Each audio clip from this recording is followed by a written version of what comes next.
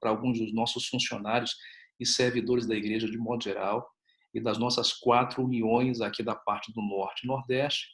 E a minha paixão pessoal, certamente, que é lecionar para a graduação aqui no seminário, é a formação de pastores, onde eu atuo como professor de teologia sistemática, de filosofia e de metodologia da pesquisa. 2 filhos, eu tenho um garotão que resolveu fazer voto de pobreza e seguir a carreira do pai. Ele está fazendo um mestrado em uma de nossas universidades na Alemanha, em Friedenthal. E a minha filha deixou o ninho bem recentemente, a Beatriz, que está na Argentina cursando medicina em nossa universidade lá. É isso, pastor Geraldo.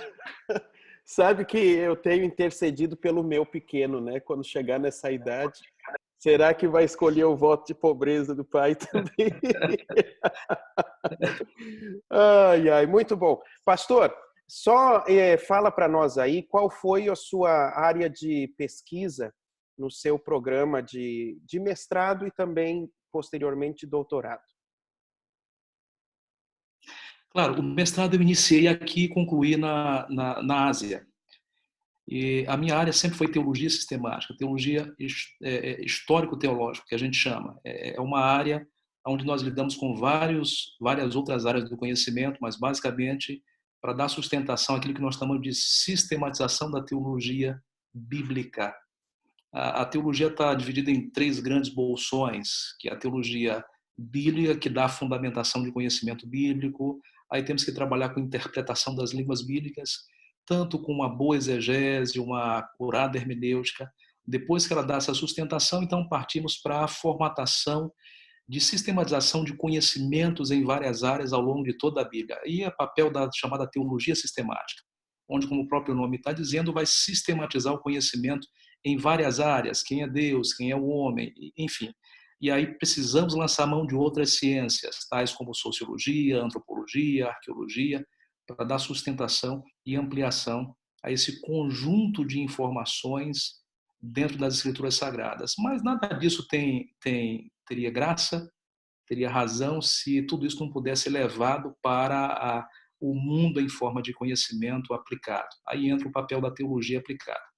Então, minha área é teologia sistemática, onde no meu programa doutoral também eu atuei nessa área com especialização em doutrina de Deus e, mais precisamente, a tese doutoral foi em Trindade. Eu consegui, bom, segundo o que disse a mesa de avaliação, resolver um problema que era antigo entre nós, que é solucionar um problema de uma acusação interna em nossa igreja de dizer que a nossa doutrina trinitariana foi tomada e emprestada do catolicismo romano. Então, na tese doutoral, ao fim dela, a conclusão é que não é verdade.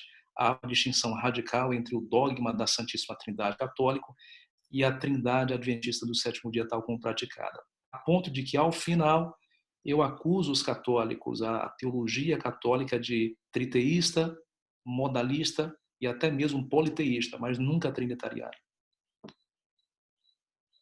Muito bem. Então, foi um estudo extremamente aprofundado, que teve que dialogar aí com a filosofia, com a teologia histórica. Olha, tem que se debruçar profundamente, não é?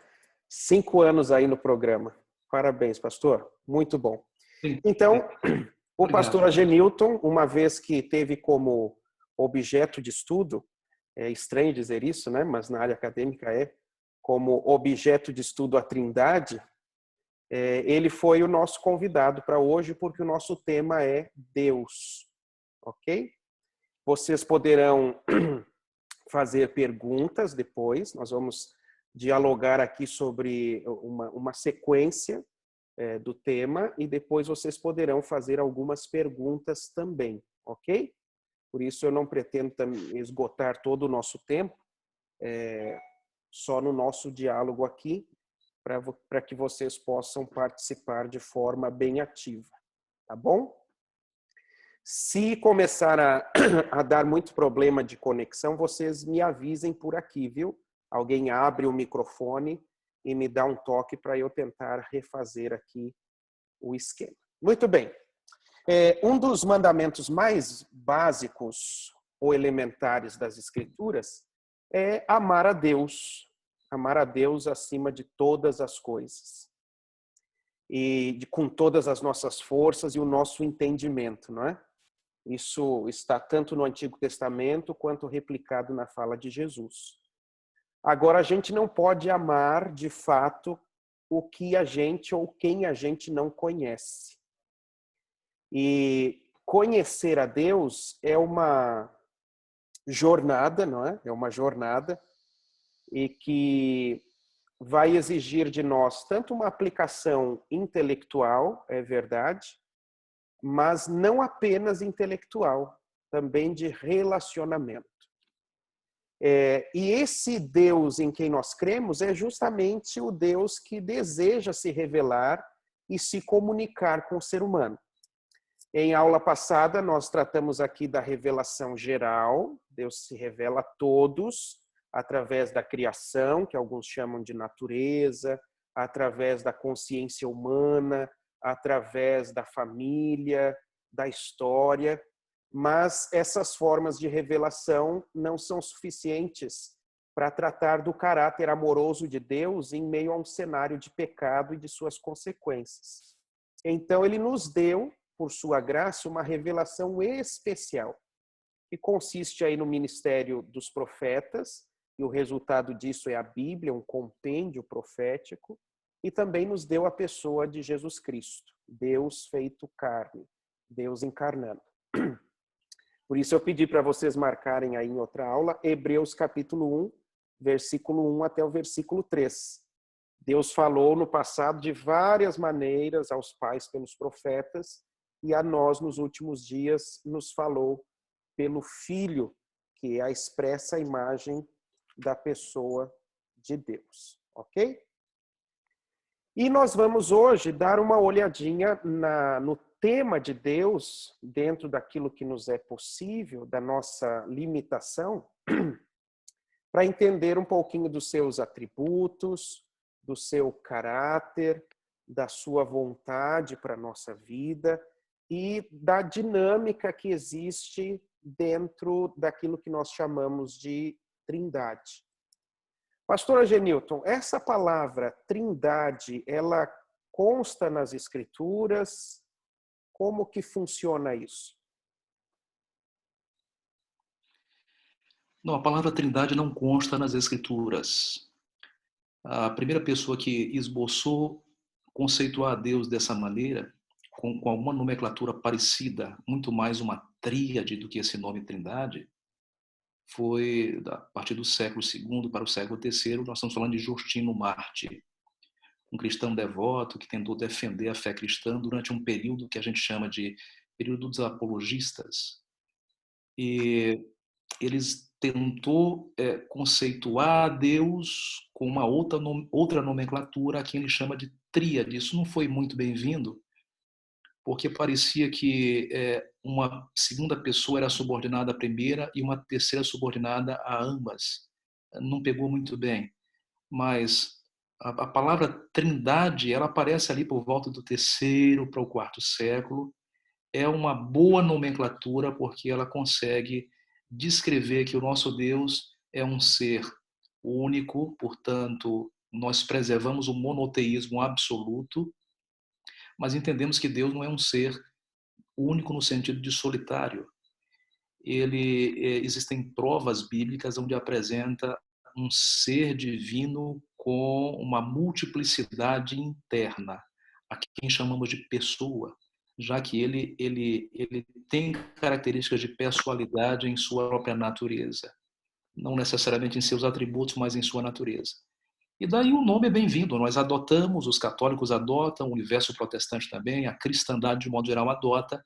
Isso não oblitera de modo algum, como dizem os islâmicos e os judeus, isso não compromete o conceito monoteísta de Deus em momento algum, né?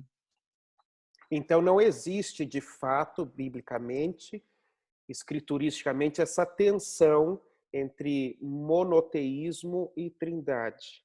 Não é? O que a gente tem que entender é a singularidade de Deus. Deus é único, mas Deus, o senhor usou aí essa palavra, tem essa multiplicidade, né? Ele é plural. Sim, há uma pluralidade, a gente chama de pluralidade interna em Deus, né? E há alguns textos do Antigo Testamento que justamente colocam a fala divina dentro dessa pluralidade, não? Ah, certamente. Não é possível encontrar uma doutrina da Trindade plena no Antigo Testamento. Nós temos que admitir isso. Uhum. Como a revelação de Deus ela é progressiva, isso implica em dizer que o Novo Testamento, que é a continuação das Escrituras do que chamamos de Antigo Testamento, as Escrituras hebraicas, as Escrituras gregas, quando Cristo ele entra em cena, ele próprio é quem amplia esse conceito de um ser tripessoal. Mas podemos encontrar elementos e as próprias três pessoas a gente pode encontrar. Exemplo disso você tem no Gênesis, os famosos textos iniciais dos capítulos 1, 2 e 3, também o capítulo 4, onde Deus, no momento em que vai criar o ser humano, ele diz, façamos o homem à nossa imagem e semelhança. A primeira vez que aparece a expressão Deus, Elohim, ela aparece no Gênesis capítulo 1, versículo 1, e essa palavra tem uma terminação pluralizada, de modo que a gente fica com uma suspeita, porque de maneira gramatical dá a impressão de que o autor de Gênesis, que é Moisés, cometeu um erro gramatical. Mas ele vai cometendo esse erro, entre aspas, constantemente ao longo do Pentateuco, especialmente do Gênesis. Então ele chama a atenção para a pluralidade interna em Deus a partir do seu próprio nome. Então, em Gênesis 1, versículos 1 e 2, você tem a presença de dois seres distintos participando da criação do universo, que é Deus, assim chamado, e logo em seguida o Espírito. E esse Ruach, esse Espírito, ele chama a nossa atenção, porque ele vai começar a atuar de forma independente de Deus, por exemplo, conscientizando os antediluvianos, conscientizando os pós-diluvianos. Quando chegamos em João capítulo 1, versículo 1, onde no princípio era o Verbo, e o Verbo estava com Deus, e o Verbo era Deus, e esse Verbo é identificado como o Filho, que por sua vez encarna no capítulo 1, versículo 14. Então a gente chega à seguinte conclusão: quem é Deus? Quando a gente faz essa pergunta, normalmente a resposta vem de três maneiras. Ou vem através de seus atributos, e aí é mais fácil conceituar Deus, ou vem através de sua própria natureza, muito mais difícil de conceituar Deus, ou através de sua aparência, porque Deus tem aparência, inclusive física também. Então, pelos atributos, é muito fácil conceituar. Deus é o recurso que normalmente utilizamos. Quem é Deus? Ele é criador, eterno, onipotente, etc. Então, por esses atributos, a gente consegue conceituar um ser tripessoal. Exemplo, eu gosto de conceituar Deus por 5 atributos na seguinte ordem. Primeiro, ele é eterno. Eternidade significa que ele tem vida em si próprio, ele é autoexistente para todo sempre. E a palavra eternidade, a palavra hebraica, que é mencionada de olam, essa é a palavra hebraica para a eternidade, sempre está associada a Deus, significa longo período de tempo. Então há uma contagem temporal na existência de Deus antes da criação do próprio universo. Portanto, não há divisão entre Deus criar o tempo e criar o universo juntamente com o tempo. Essa é uma questão da área da física que eu nem me atrevo a navegar por ela. Só para exemplificar. Então, o primeiro atributo é que ele é eterno. O segundo atributo, ele é eterno, então ele é autoexistente. Sendo ele autoexistente, ele pode gerar qualquer coisa. Aí vem o segundo atributo dele, que é a sua onipotência, ou seja, ele é autoexistente e ele é capaz de fazer qualquer coisa. E ele do nada gera o universo. Então ele cria esse terceiro atributo. Quando ele cria, ele não só cria, mas ele tem completa consciência do que ele está fazendo e de todas as coisas que ele cria, sobretudo as suas criaturas com atributos independentes, ou seja, com livre-arbítrio.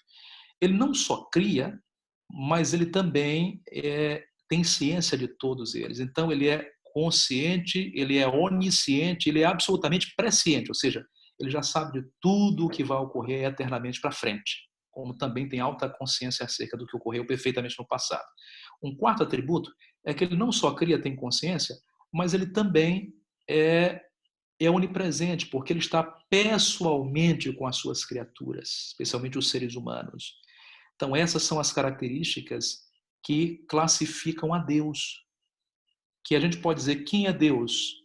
Ele é Deus se ele reunir essas 5 características. E aí, quando vamos investigar na literatura bíblica do Antigo e do Novo Testamento, que tecnicamente chamamos de vétero e neotestamentárias, a gente identifica todas essas características aplicadas ao Pai, a Jesus Cristo e também ao Espírito Santo. O que me leva a crer o seguinte: puxa vida, esse Deus, essa divindade, ele não é um ser solitário, ele é um ser tripessoal.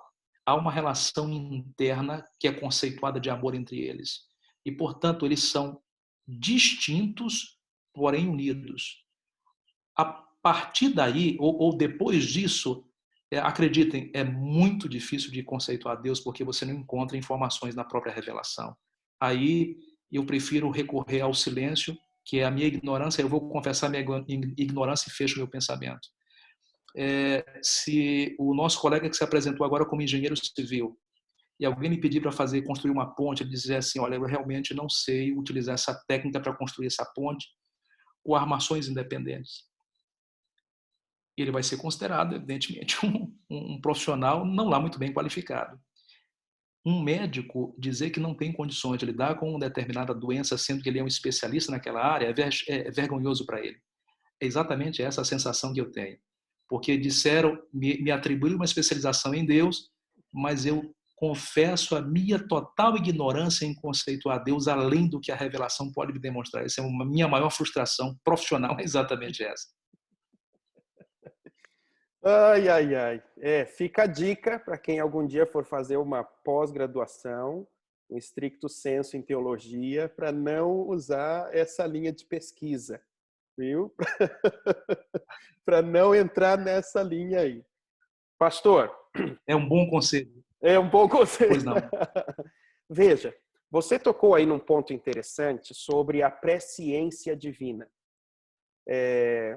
E que está relacionado também com sua onisciência, né? Alguns Sim. questionam se essa presciência ela é causativa ou não. E aí eles amarram isso com o tema da predestinação, da soberania divina, e dizem que Deus sabe de antemão o que vai acontecer porque ele predeterminou o que vai acontecer. A presciência divina, ela é causativa ou não, biblicamente falando? Do ponto de vista bíblico, eu poderia te dizer que não. Agora, do ponto de vista histórico, existem muitas pessoas que defendem uma presciência causativa. E veja bem, isso muito mais se torna parte da área de uma linha protestante chamada de linha reformada calvinista. Funciona assim: Deus se coloca fora completamente do espaço e do tempo, porque ele é totalmente eterno e imutável. Ser eterno, nesse conceito calvinista, significa que Deus não tem nenhuma participação no espaço e no tempo.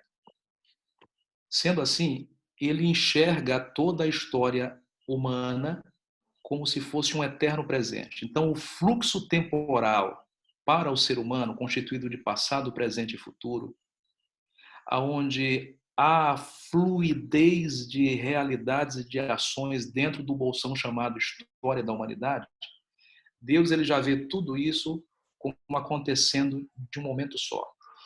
Isso chama-se presciência absoluta. Como ele vê isso, então a sua soberania é obrigada a determinar, porque ele já viu tudo no futuro.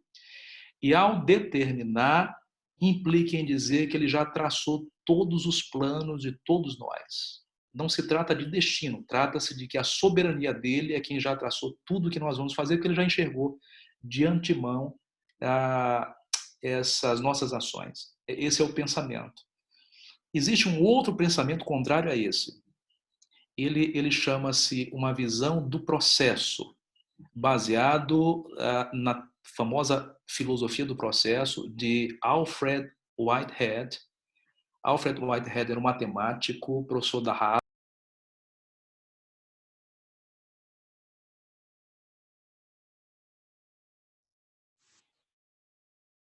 para tornar-se. Ele está sendo para tornar-se o que ele vai a ser. Isso também se aplica a todo ser, inclusive ao próprio Deus. Então, nesse caso, Deus ainda está se tornando todo-poderoso, ainda está se tornando onisciente. Ou seja, ele pode até conhecer o futuro de amanhã, de uma semana, duas, mas daqui a um ano ele não sabe de nada, daqui a 2 anos ele não sabe de nada. Para ele ser conhecedor da realidade universal e humana, ele tem que saber das ações humanas, ou pelo menos presenciar a ação humana, para ele aprender com o ser humano. Então, ele está num processo de mutação para tornar-se, para ser todo-poderoso, onipotente e até ser mesmo Deus. São duas visões diferentes, distintas. Nós não somos adeptos nem de uma e nem de outra. Então, finalizando o pensamento, nós cremos de que Deus é completamente onisciente. A sua presciência, que é a capacidade de enxergar perfeitamente o futuro, é parte de sua onisciência. Ele vê de antemão absolutamente tudo, tanto é que antecipa para a gente. E a mais precisa antecipação a gente percebe nas escrituras proféticas, especialmente os livros de Daniel e Apocalipse mais precisamente. Sobretudo, a segunda metade do livro do Apocalipse, que é onde ele antecipou fatos que ainda ocorrerão juntamente conosco. Ao saber perfeitamente do que vai acontecer num futuro eterno, ele antecipa para que a gente tome conhecimento e tome as nossas decisões, mas ele jamais interfere em sua soberania nessas decisões. Nós somos agentes livres. Ele não tem várias opções preparadas para nós, aonde uma delas a gente segue. Não. Ele nos conhece de antemão absolutamente tudo. É isso que o identifica como Deus, sem que ele necessariamente determine o que iremos fazer, como é o caso desse determinismo absoluto de Deus. Ok. Agora, veja, algumas pessoas, de quando em quando, desenterram aquelas antigas heresias sobre a Trindade. Por exemplo, e isso é comum, às vezes não é por maldade, às vezes a pessoa iniciou os estudos da palavra e ela tem uma dificuldade em entender, ou ela é sugestionada por alguém que crê assim. Então, quando a gente pensa em 3 pessoas, pensa num Deus que se apresenta como uma trindade, algumas pessoas querem entender que é um só que se apresenta de 3 maneiras, né? De 3 modos diferentes. Dá uma palhinha para a gente sobre essa questão. 3 pessoas, certo. 3 modos, só para que não fique isso na cabeça de ninguém aqui. Ok. Há diferentes perspectivas de Deus na atualidade, muitas delas.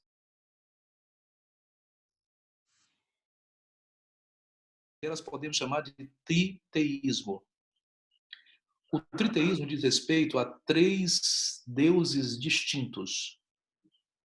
São 3 deuses aonde normalmente um é majoritário sobre os demais. Isso acontece em várias religiões e civilizações antigas, tais como no hinduísmo existe aquilo que o hinduísmo chama de Trimurti hindu, aonde você tem Shiva, Brahman e Vishnu, por exemplo.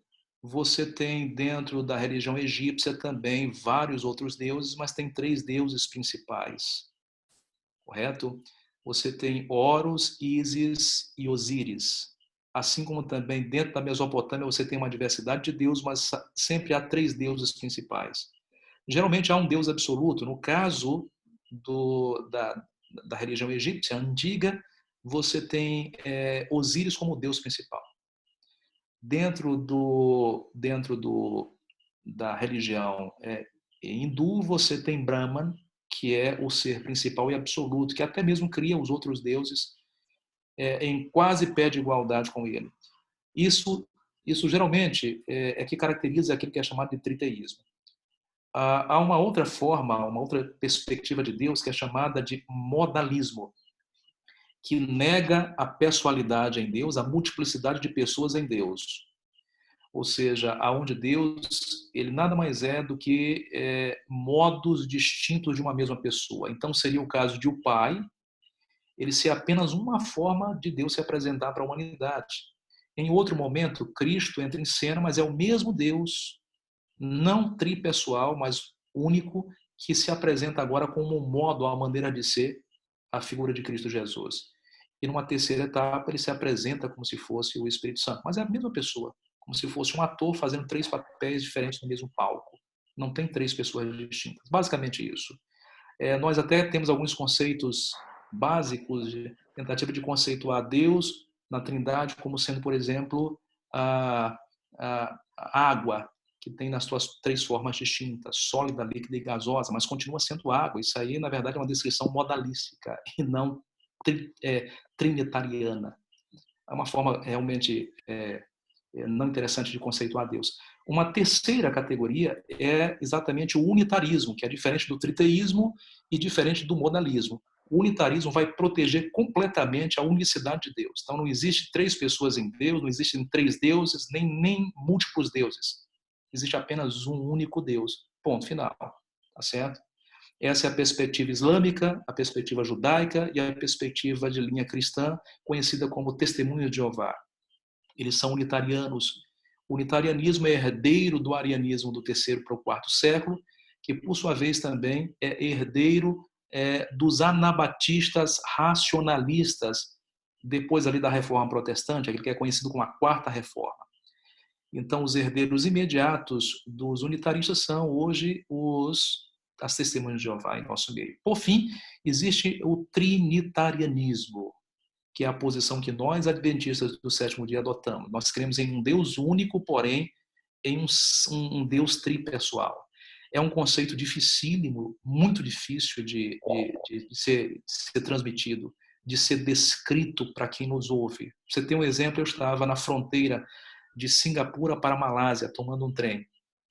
E os funcionários me atenderam, eram 2 islâmicos, e no diálogo com eles, um pronunciou uma frase que tinha 4 palavras da mesma sequência de uma música adventista, cristã. Eu digo, opa, que encontrei finalmente o espaço para eu entrar com o evangelismo. Ledo engano, ledo engano. Que tolice a minha inocência, né? Sabe nada, como dizem a turma, né? E eu disse, olha, você acabou de pronunciar 4 palavras, uma sequência aí, de uma música cristã. Você gostaria que eu descrevesse essa música para você? Ele levantou a cabeça muito sério para mim e disse, vocês, se referindo aos cristãos, vocês têm 3 deuses, nós temos apenas 2 deuses. Perdão, nós temos apenas um Deus. Baixou a cabeça e continuou o trabalho dele. O que fazer? Como é que eu vou explicar que não são 3 deuses? É um ser tripessoal. Se eu passasse 1 hora explicando quem era Deus na versão trinitariana, só iria confirmar o conceito que ele tem de nós. Correto? Porque não é fácil. Pastor Zeraldo. Então, só para relembrar aí que alguns estão tomando nota, pastor Genilton. Você falou do triteísmo, Pois não. Falou do modalismo, unitarismo ou unitarianismo. Unitarismo e trinitarianismo. E trinitarianismo. Nós nos encaixamos basicamente nessa última linha de compreensão da pessoa de Deus.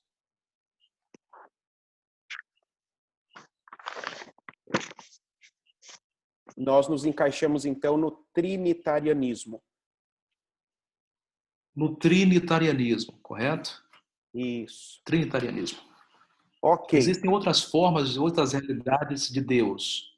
Essas são classificadas como realidades finitas e infinitas. Dentro da realidade finita, você tem, por exemplo, aquilo que é chamado do Deus finito, esse Deus unitariano, mais ou menos parecido com o unitarianismo ou unitarismo. Mas também você tem aquilo que é chamado de panenteísmo, não é panteísmo, é panenteísmo, que é essa descrição do conceito de Deus ainda em processo de evolução, baseado na filosofia do processo. Para aqueles que encaram a Deus como um ser infinito, aí sim você tem os panteístas, que creem que Deus está em absolutamente tudo. Mas Deus também é identificado no mundo de outras 2 formas, que são o deísmo, onde Deus ele está no mundo apenas numa ação inicial, no processo de criar o mundo e afasta-se dele completamente.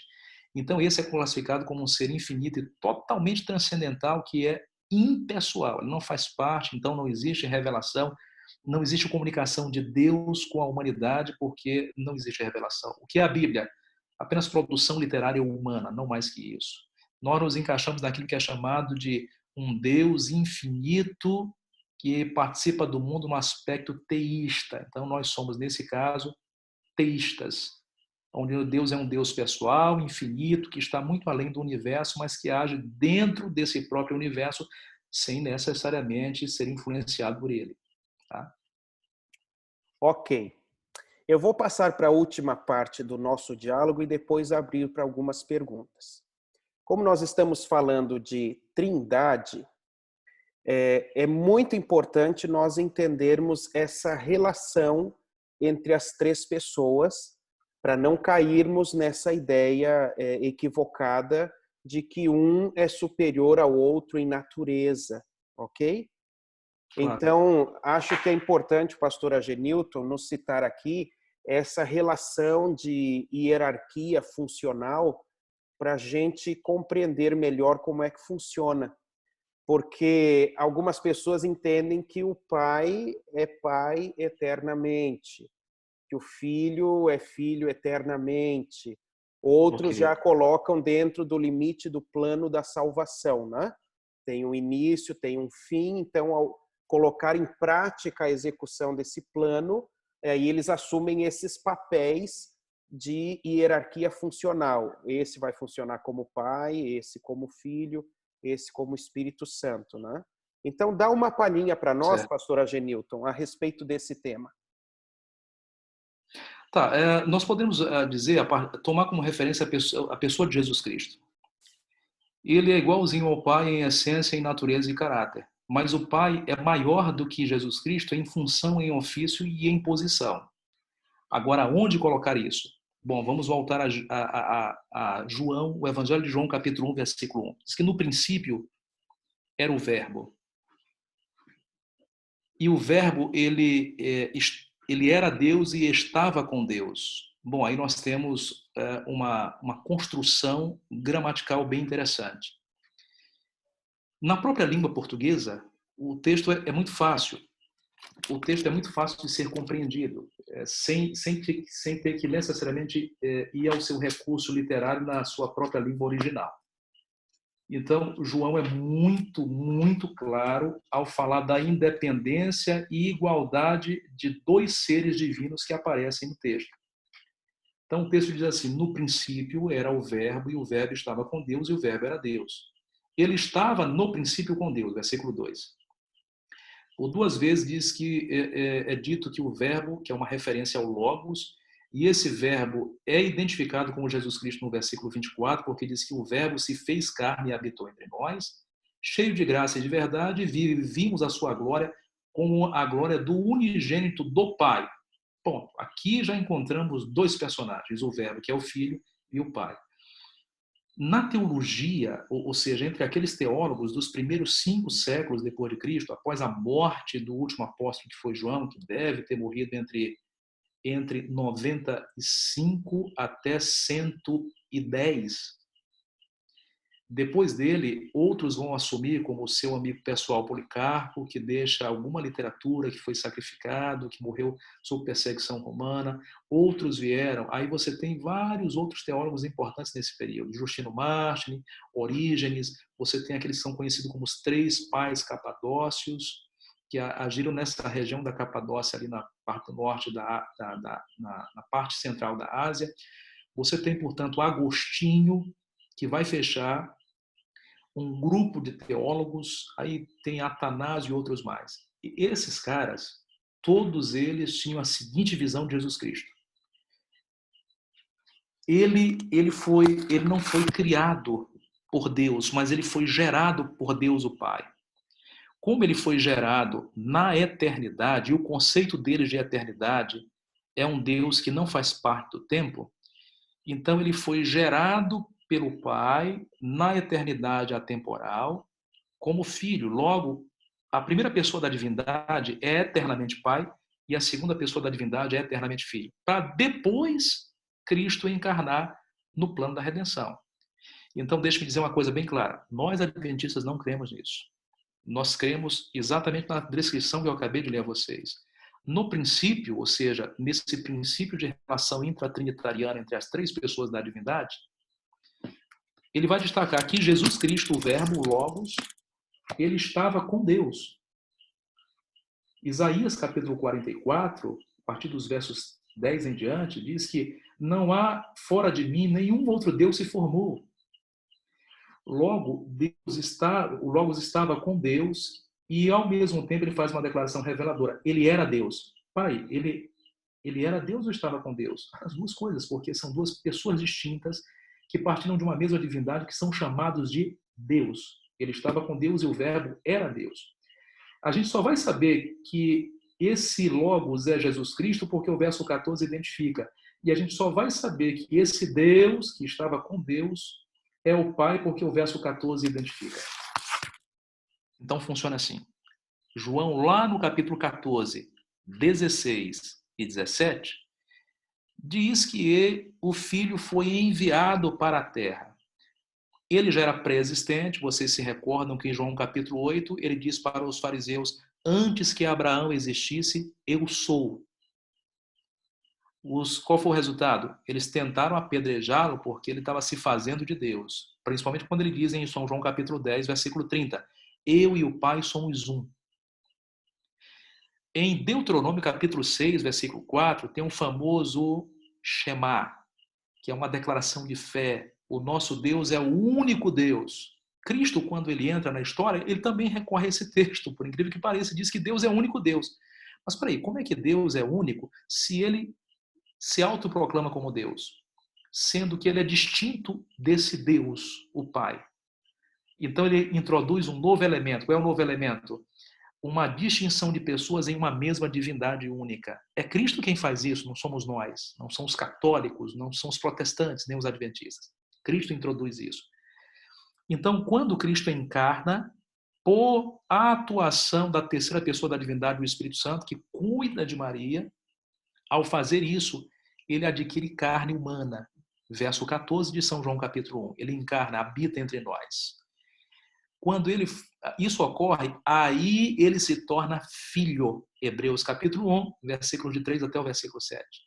Ele toma a identidade de filho a partir do momento que ele encarna e nasce. Ele agora é o filho de Deus e o nome de Deus agora é revelado como Pai, Abba, tipo assim, paizinho ou papai.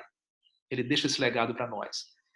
Então, finalizando, as nomenclaturas Pai, Filho e Espírito Santo não são nomes originais de Deus. Ele tem nomes. Ele é identificado, por exemplo, Jesus Cristo, continuamente por uma palavra chamada Senhor, que equivale a Deus no Antigo Testamento. Senhor em grego é Kyrios, e o Deus do Antigo Testamento, ora é chamado de Yahweh, ora de Elohim. E essas palavras, quando estão traduzidas na língua portuguesa, geralmente é Senhor com letras maiúsculas, caixa alta.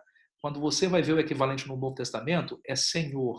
Por exemplo, São João capítulo 20, versículo 28, Tomé diz, Senhor meu e Deus meu. Ele faz a junção das duas palavras na sua identidade.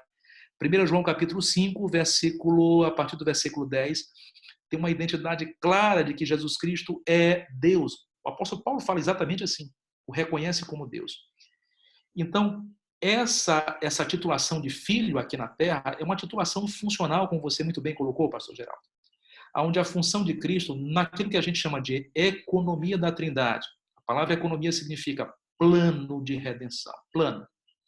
Então, no processo do plano da redenção, o Pai tem uma participação, e São João capítulo 3, versículo 16 já declara, vocês conhecem muito bem.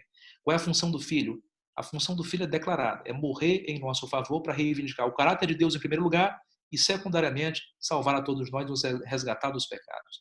Qual é a função do Espírito Santo? Convencer o mundo, ou seja, a mim e a você, pecado, juízo e justiça. Basicamente, essas são as funções, existem muito mais. Quando Cristo morre, ressuscita e é entronizado, Apocalipse capítulo 4 e capítulo 5, quando ele é entronizado, exatamente no capítulo 4, no capítulo 5 de Apocalipse, versículo 6, o Espírito Santo ele é enviado para a terra. Por quê? Em cumprimento da promessa de Jesus Cristo, no capítulo 16 de João, que disse, mas eu vou enviar outro Consolador. Ou seja, uma outra pessoa exatamente igual a mim, a terceira pessoa da divindade. Esse Espírito Santo ele é identificado como Deus também em toda a Bíblia Sagrada. Bom, feito isso, o Espírito Santo dá continuidade ao ministério terrestre de Jesus Cristo, com as mesmas características divinas. Quando a redenção for completada aqui na Terra, que todos nós fomos resgatados, mediante a terceira, não estou me referindo à segunda, estou me referindo à terceira vinda de Cristo, onde a Terra será finalmente renovada e o universo restabelecido, e todos dirão que Deus é amor. Quando isso ocorrer, a identidade de filho e de pai desaparece, porque é funcional. Ele é filho no sentido de ser subordinado ao pai por vontade própria. Por exemplo, Filipenses capítulo 2, versículo 7, diz que Cristo se esvaziou. Olha que palavra interessante. Se esvaziou. Esvaziar significa que quando ele encarna, ele não perde nenhuma característica divina, nenhum atributo, nem a sua onipresença, apesar de estar em carne e osso. Ele se esvazia no sentido de que ele voluntariamente evita utilizar o seu atributo de onipresença e o faz por meio do Espírito Santo. Mas quando ele é entronizado lá no seu trono ao lado do Pai, Apocalipse 3, versículo 21, quando ele é entronizado, aí sim ele passa a utilizar todos os seus atributos, inclusive o da onipresença também. Mateus capítulo 28, versículo 18. Todo o poder me foi dado no céu e da terra. Essa é uma declaração depois de sua ressurreição e entronização. Ela não está na sequência e na ordem. Desculpa, pastor, eu falei demais. Me perdoe. É um assunto que a gente fica empolgado.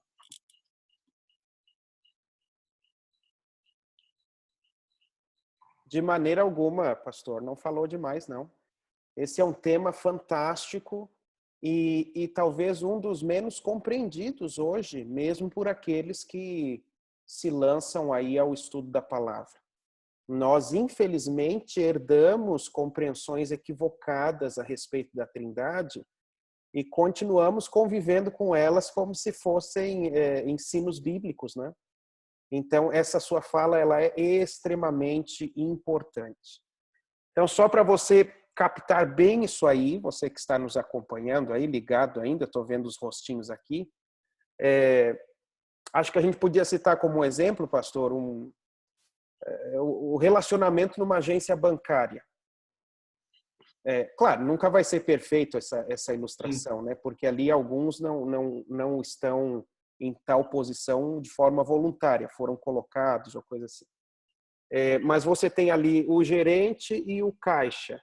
Então você pergunta, quem que é superior ali? Dentro da dinâmica do banco, o gerente é superior ao caixa. Mas terminou essa dinâmica de banco, os dois estão em pé de igualdade como seres humanos. Ok? Eu prefiro usar essa ilustração porque um dia eu fui ensinar a Trindade para as minhas meninas e aí eu disse assim para a Lara e para a Alicia, olha, pensa aqui em casa. Quem é que manda aqui em casa? Aí elas responderam, a mamãe. Aí eu desisti de usar o exemplo da minha família para tentar explicar a hierarquia de função, né? Porque aquele dia eu aprendi a duras penas, quem manda é a mamãe aqui em casa. Mas na hierarquia do banco é isso, é uma hierarquia funcional. Ali dentro do sistema do banco tem as funções hierárquicas, mas acabou aquilo ali, são seres humanos, não é? Então, dentro do plano da salvação, você tem o Pai, o Filho, o Espírito Santo. Mas como o pastor bem citou aqui, acaba o plano da salvação, eles retomam as suas identidades anteriores à formulação e à prática desse plano, ok? O filho deixa de ser filho, ele não o é mais. Ok, eu depois vou mandar vários textos da Bíblia pelo grupão lá do WhatsApp. Aliás, já deixa eu fazer um aviso para você, eu vou passar a peneira naquele grupo, porque não faz sentido termos 74 pessoas lá, quando a nossa classe é de fato de 20 e pouquinhas pessoas a cada dia.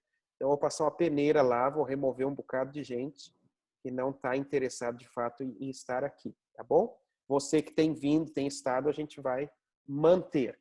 Agora, eu depois vou mandar vários textos para que vocês se localizem, estudem um pouquinho mais da palavra por conta própria e, se precisarem tirar dúvidas, estaremos aí.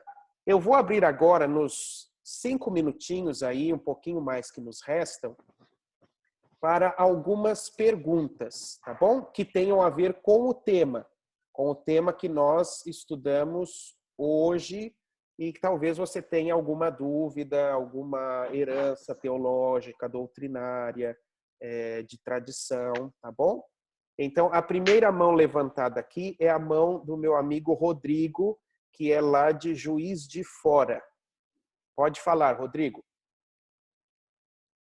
Boa noite a todos, primeiramente. Pastor, pelo que eu entendi aí sobre a explicação do outro pastor, Jesus, antes dele vir cumprir o plano da redenção, se fazer carne, ele não era filho no céu? Exatamente, ele nunca foi filho no céu. No que nós chamamos de céu, a gente é um ambiente de eternidade, um ambiente onde Deus habita. Quando a gente fala em Deus, se refere a Deus nesse ambiente, a gente se refere às três pessoas distintas em um mesmo ser divino. Então, a pré-existência eterna de Deus, ela é qualificada nessas três pessoas distintas, que são distintas e se interrelacionam de forma única e misteriosa. A revelação, ou seja, a Bíblia, não informa absolutamente nada nessa relação anterior. O único texto bíblico que dá uma sugestão do que acontecia anteriormente é esse que a gente acabou de ler, São João capítulo 1, versículo 1. E o texto de 1 João, que diz: Deus é amor. E isso revela muita coisa da relação intratrinitariana antes da encarnação de Jesus Cristo e da criação do universo. Ali não há distinção entre Pai, Filho e Espírito Santo. Três pessoas cujo nome a gente pode mais identificar pela abertura do Gênesis, Elohim, onde o sufixo rim significa plural. É como se a gente tivesse falando em um português traduzido ao pé da letra, deuses. Mas a gente não pode dizer isso porque podemos confundir com triteísmo ou politeísmo. Isso. E lembrando aquela sua fala, só um pouquinho, Rodrigo, isso é importante a gente entender. Se Jesus fosse filho antes, haveria a necessidade de ele ter sido, em algum momento, para nós hoje em dia não faz muita diferença, né? Essa expressão, mas criado ou gerado. E a Bíblia não ensina isso de maneira alguma, ok?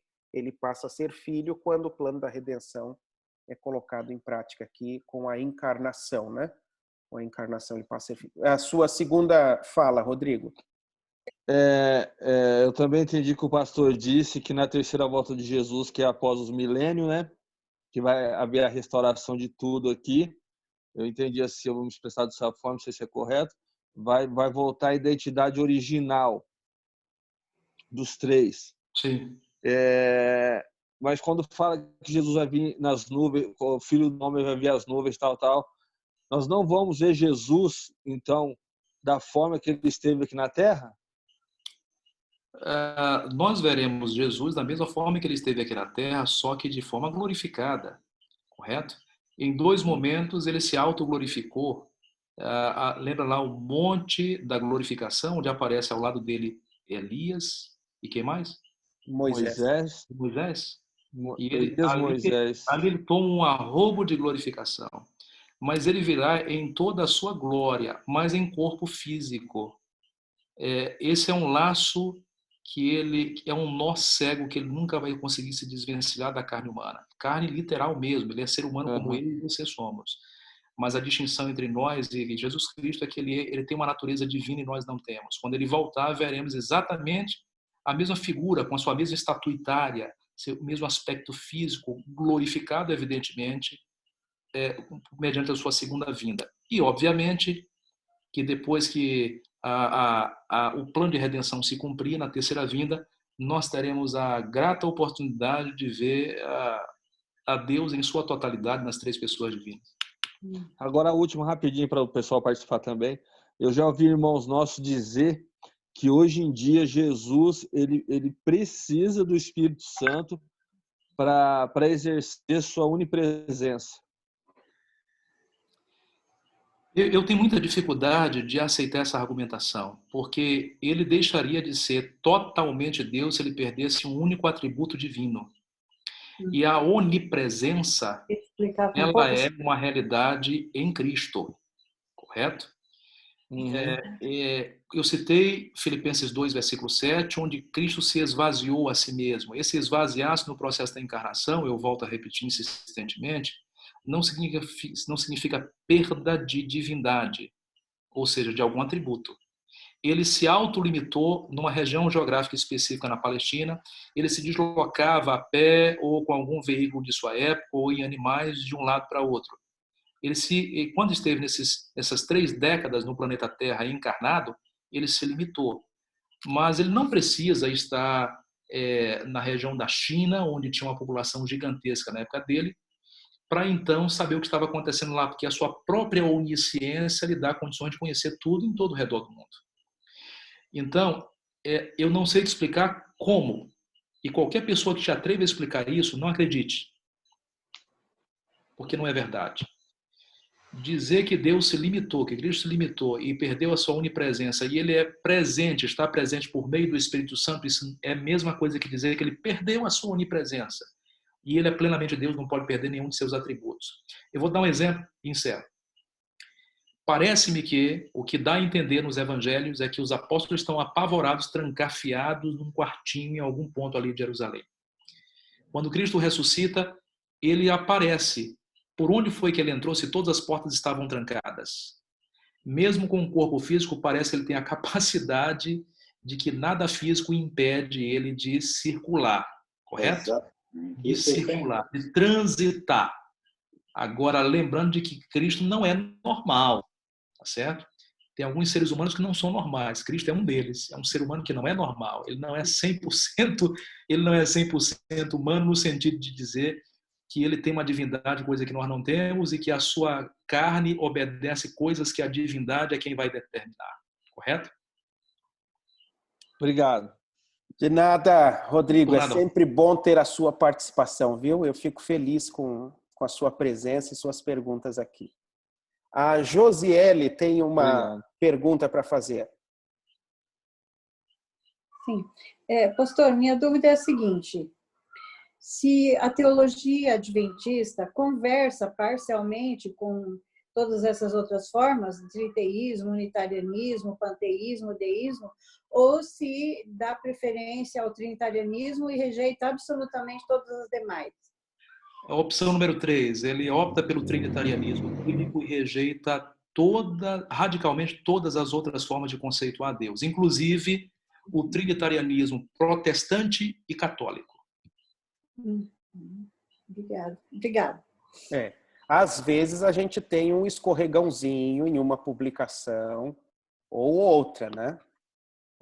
Só lembrando a vocês que o próprio livro Nisto Cremos, quando vem trazendo ali um resuminho das crenças fundamentais, dá uma escorregadinha, porque parece que namora, flerta ali com os credos, né, da reforma, e aí quando vai introduzir, depois de tratar de trindade, vai tratar do Pai, do Filho e do Espírito Santo, eles iniciam o parágrafo assim: Deus, o eterno Pai. Depois, na parte do Filho, Deus, o eterno Filho. E depois Deus, Então, às vezes, uma ou outra publicação, por falta, muitas vezes, desse diálogo, dessa discussão teológica, de fomentar e escrutinar, né, as raízes da teologia com um fundo realmente bíblico. Mas a posição oficial é essa de rejeitar. Até porque, acho que eu lembro uma vez que você comentou, pastor Angelito, que o Nisto Cremos ele é uma publicação, mas não chega a ser um documento oficial da igreja, não é? Exatamente. O Nisto Cremos é um livro que eu recomendo em absoluto para toda a igreja, inclusive para todos vocês que estão me ouvindo agora, tá? É um material de teologia sistemática que levou mais ou menos uns 80 anos para chegar a esse formato dele, e chegou numa versão, a cada vez que fazem uma nova versão, eles melhoram, modificam palavras e se aproximam com mais precisão do conceito bíblico. Mas, apesar de ter sido preparado pela Associação Ministerial, da Associação Geral dos Adventistas do Sétimo Dia, mas não é um documento oficial. A única coisa que é oficial são as crenças fundamentais, que elas estão registradas em 2 documentos oficiais da igreja. Primeiro, o Manual da Igreja, um documento oficial, porque tudo que lá existe é votado em assembleia da Associação Geral. Os delegados devidamente convocados e aptos a fazer uso de vez e voto. O segundo documento é o que nós chamamos de yearbook, que é o nosso anuário. Então, as nossas 28 crenças fundamentais, queiram chamar de doutrinas também, não há problema, elas são lançadas no nosso anuário. São os únicos 2 documentos oficiais da igreja. E o Nisto Cremos é um longo comentário muito bom que reflete esses documentos originais, oficiais, mas ele por si só não é um documento oficial. Muito boa observação. Mais alguém tem uma pergunta para fazer? Lucas Gabriel. Boa noite, pastor Agenilton. Desculpa, tentei conciliar tudo aqui anotando, porém eu me perdi numa pequena parte. O senhor falou dos planos aqui da presença do Pai, do Filho e do Espírito Santo. O senhor falou que depois do plano da salvação, o que será que vai ser feito depois? O senhor tem alguma coisa que o senhor possa nos dar como um norte assim, a seguir do que o senhor fala, do que o senhor tem a seguir? Assim, desculpa se eu estou me alongando, mas o que vai ser feito depois do plano da salvação? Como vai ser? Você fala em relação ao quê? A relação entre a Trindade e a humanidade ou em relação à divindade em si? Eu precisaria que você me... A divindade em si, os 3 em si só, eles vão ficar com a gente na eternidade? Vai se juntar em apenas um? Como é que seria esse sistema? Desculpa, eu estou meio confuso. Lucas, eu precisaria de te mostrar pelo menos 4 versículos bíblicos. Eu não sei se o tempo permite a gente fazer isso. Não, se não tiver como, não tem problema, pastor. Não, aqui o nosso chefe geral é o pastor Geraldo. Se tiver os textos aí na mão, pastor, pode seguir em frente. A gente tem um tempinho. Então me acompanhe em Mateus capítulo 5, versículo 8. Mateus 5, versículo 8, ele diz assim: bem-aventurados os mansos de coração, porque eles verão a Deus. Sim. Os limpos de coração, perdão. Bem-aventurados os limpos de coração, porque eles verão a Deus. Então, a promessa bíblica, essa aqui é uma promessa de Jesus Cristo, ele diz que em breve nós iremos nos relacionar com Deus face a face. Existe, entre os adventistas, uma informação de que na eternidade, no plano da redenção concretizado, na nova terra, depois que tudo for finalizado e que estivermos iniciando a vida eterna, nós não iremos ver o Pai e veremos apenas o Filho. Isso é um equívoco, no meu ponto de vista, e eu vou te mostrar por quê. Primeiro, que Cristo está prometendo que nós veremos a Deus. Ver a Deus aqui, essa palavra Deus, Theon, é uma palavra genérica para o Deus trinitariano. Correto? Ele não está dizendo assim, vocês vão me ver na eternidade, apenas a mim, ou apenas a mim e o Espírito Santo. Não. Esse conceito de que nós não iremos nos relacionar com Deus o Pai é um conceito cuja pressuposição é inteiramente filosófica, mais precisamente platônica, que coloca Deus num lugar tão distante, tão inacessível, tão transcendental, que ele não se relaciona com as suas criaturas. Isso não é verdadeiro, porque uma das características ou atributos de Deus que o identifica como Deus é a sua pessoalidade. Nós somos imagem e semelhança de Deus em todos os aspectos: moral, mental, espiritual e físico. E físico também. Não é porque Deus é espírito que ele não tem uma forma, traços físicos semelhantes ao nosso. Correto? É por isso que nós somos imagem e semelhança dele. Então ele já está preparado para nos receber e nos relacionarmos com ele. Bom, partindo desse princípio, deixe-me levá-los agora a Apocalipse capítulo 22, versículo 3 e versículo 4.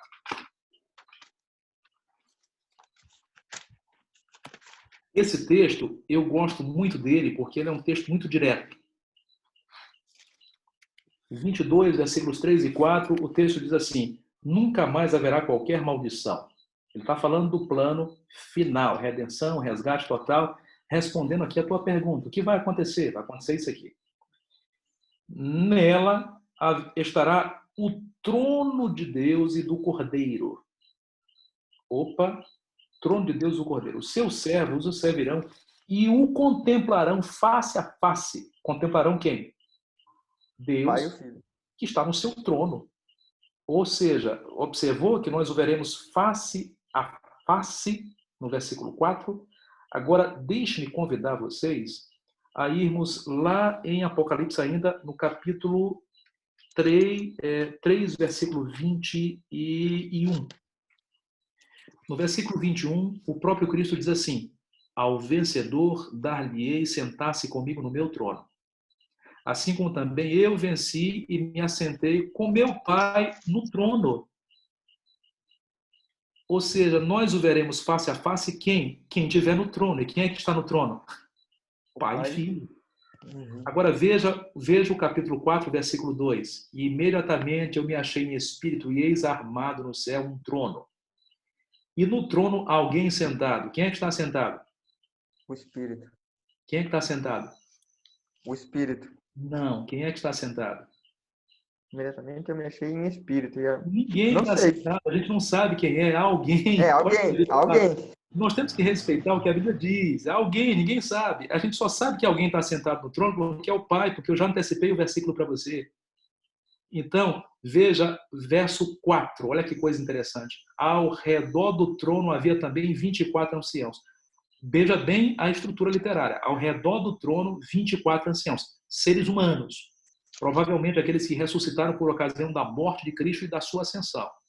Eu não vou arriscar dizer quem estava nele, porque a Bíblia não informa, é só especulação. Profetas? É o João Batista? Não sei, isso é só pura especulação. Verso 5. Do trono saem relâmpagos, vozes e trovões. E diante do trono, não é ao redor dele, diante do trono, ardem 7 tochas de ardem fogo. 7 tochas, que são quem? Os 7 7 Espíritos de Deus. Esses Espíritos de Deus é uma linguagem figurativa para identificar o Espírito Santo. Número 7 identifica normalmente o número que é identificado ou igualado com a perfeição de Deus. Tanto é que o número 6, na nomenclatura numérica judaica, identifica a imperfeição do homem, criado no 6º dia, a estátua que tinha a torre que tinha 6 tipos de materiais diferentes, a estátua de Nabucodonosor com 6 tipagens de materiais, assim por diante. Esse aqui é o Espírito Santo, que está sentado no trono. Olha a prova de que o Espírito Santo está sentado no trono também, no capítulo 5, versículo 6. Vi no meio do trono, capítulo 5, versículo 6.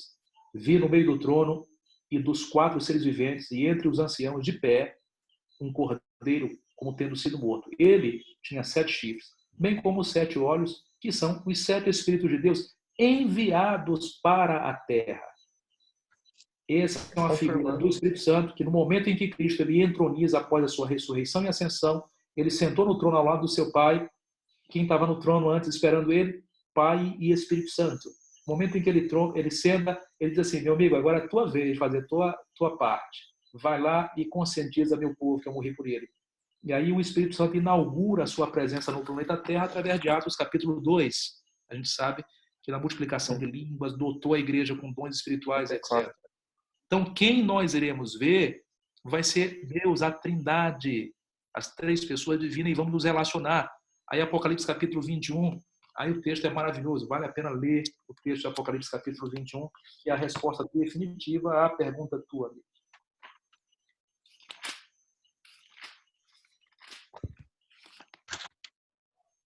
Aí está, versículo 3. Então ouvi grande voz vinda do trono dizendo: eis o tabernáculo de Deus.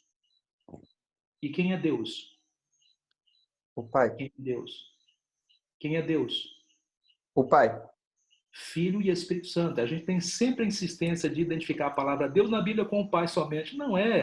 Deus é um ser tripessoal. Ok? Então, quem vamos ver aqui é Deus. Tá bem?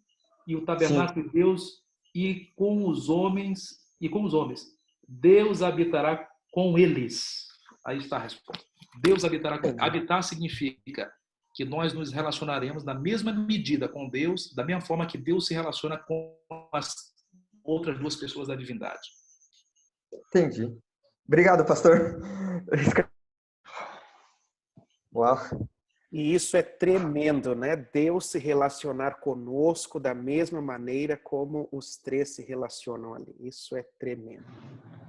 Queridos, muito obrigado pela participação de vocês hoje. Eu quero agradecer muito ao pastor Agenilton por ter aceitado. Olha, você enriqueceu aqui o nosso grupo. com conteúdos, com uma visão ampla. Muito obrigado. Vou pedir que todo mundo faça um joinha aí para o pastor Agenilton.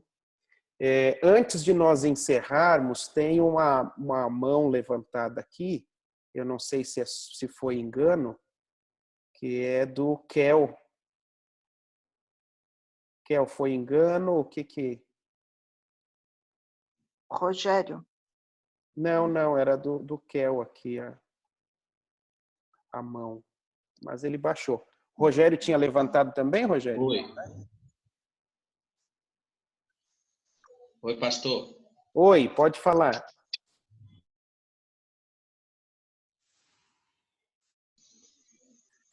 Oi, gente, desculpa, a minha conexão caiu aqui por alguns instantes. Kel, pode falar aqui para nós irmos para o final.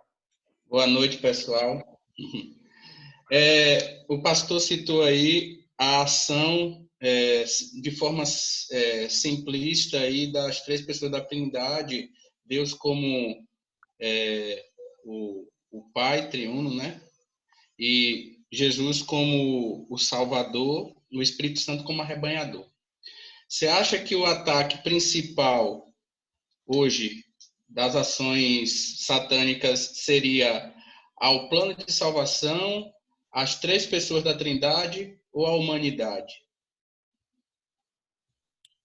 O ataque de Satanás no processo do grande conflito é contra tudo e todos. E a prova disso é que Satanás reúne a besta e o falso profeta. E ele forma colando ali em Apocalipse 13, né? Exatamente. Ele forma uma trindade satânica para se opor, sendo que de sua boca saem as mais terríveis mensagens contrárias às três mensagens angélicas. De modo que Satanás ele se opõe não é só a Cristo, o conflito dele é contra Deus, e Deus chama-se um ser tripessoal.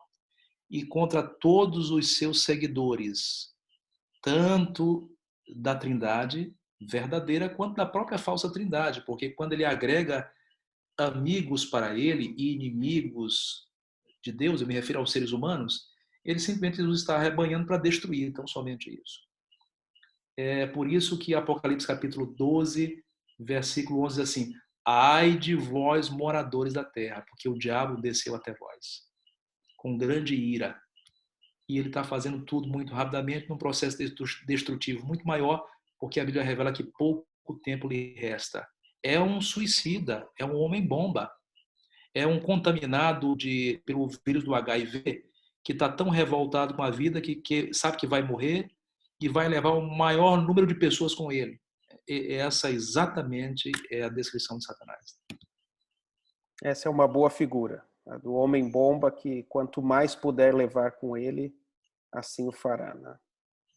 Queridos, de tudo isso que falamos, que conversamos, além dos textos que serão enviados para vocês pelo grupo do WhatsApp, lembre-se que a beleza de tudo isso é que esse Deus tão maravilhoso, misterioso no sentido de que a nossa mente não pode apreender tudo a respeito dele, esse Deus que se manifesta como uma trindade, Pai, Filho e Espírito Santo no plano da salvação, ele coloca todo o seu poder e os recursos à disposição para a sua salvação. Então, em toda a história bíblica, você sempre vai ver a divindade, nas suas três pessoas, envolvida diretamente no processo da salvação do homem. Sempre. Então, ele está ao seu lado, ele está trabalhando por você, pelo seu bem-estar, pela sua salvação, ok? Creia nisso. E não há nada no universo mais poderoso do que Deus. E não há nada no universo que tenha mais amor por nós, por mim e por você, do que esse Deus maravilhoso, ok? Creia nisso. Pastor Agenilton, encerre aqui nossa reunião, por favor, com uma palavra final de oração. Vamos orar então, amigos. Nosso Deus bondoso, muito obrigado porque no teu plano da redenção, o Senhor incluiu a figura da segunda pessoa da divindade, cuja encarnação resultou em nossa salvação, Pai. Muito obrigado por isso. Suplicamos de que o Senhor continue sempre, por meio do teu Santo Espírito, o teu processo de santificação em nossas vidas. Nós precisamos melhorar, Pai. Nós estamos indignados conosco. Então, nos ajude, Pai, a melhorarmos, nos tornando melhores pessoas hoje do que fomos ontem. E melhor amanhã do que estamos sendo hoje, Pai. Eu quero colocar simbolicamente esse grupo especial, bem como o pastor Geraldo e a sua família, todos em tuas mãos sagradas. E suplicar de ti a proteção para todos eles nesse momento de crise, a tua bênção contínua da santificação e, acima de tudo, o suprimento de todas as necessidades deles, sobretudo as necessidades espirituais. Eu oro agradecido. Em nome de Jesus Cristo. Amém. Amém. Amém. Meus amigos, muito obrigado pela pontualidade, pela participação, ok? Nosso próximo encontro será na quinta-feira.